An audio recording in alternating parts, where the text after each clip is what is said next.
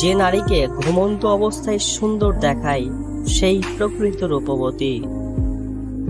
মেয়েরা ব্যক্তিগত চাহিদার কাছে কখনো পরাজিত হয় না। মেয়েদের সবচেয়ে বেশি আনন্দ হয় যখন ঝগড়াতে স্বামীকে হারাতে পারে। স্বামীর পরাজিত মুখ স্ত্রীর কাছে যুদ্ধ জয়ের মতো। প্রতিটা মেয়ে হয়তো তার স্বামীর কাছে রানী হয়ে থাকতে পারে না, কিন্তু প্রতিটা মেয়েই তার বাবার কাছে রাজকন্যা হয়ে থাকে। মেয়েদের আসল পরীক্ষা হচ্ছে সংসার। এই পরীক্ষায় পাস করতে পারলে সব বাস। ভদ্র ছেলেদের জন্য মেয়েদের মনে কখনো প্রেম জাগে না, যা জাগে সেটা হলো সহানুভূতি। হাসলে মেয়েদের যত সুন্দর লাগে, হাসি চেপে রাখলে তার চেয়ে 10 গুণ বেশি সুন্দর লাগে। মেয়েরা বিয়ের আগে কোনো পুরুষকেই স্বামী ভেবে আনন্দ পায় না।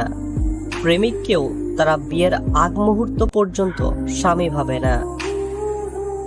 মেয়েদের স্বভাবই হচ্ছে হালকা জিনিস নিয়ে মাতামাতি করা।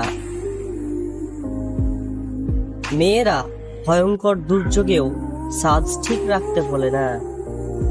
পুরুষ জাতের অনেক দুর্বলতার এক দুর্বলতা হচ্ছে তারা মনে করে মেয়ে মাত্রই তার প্রেমে পড়ার জন্য পাগল হয়ে আছে। মেয়ে মানুষের দুঃখ তো বলে বেড়াবার নয়, ঢেকে রাখবার। ঘুমাবার আগে আয়নায় নিজেকে দেখার বাসনা সব তরুণীর মনেই থাকে। মেয়েদের মন পৃথিবীর সবচেয়ে স্পর্শকর জায়গা। এই মন অনেক কঠিন বিষয় সহজে মেনে নেয়, আবার অনেক সহজ বিষয় সহজে মেনে নিতে পারে না। মেয়েদের তৃতীয় নয়ন থাকে। এই নয়নে সে প্রেমে পড়া বিষয়টি চট করে বুঝে ফেলে।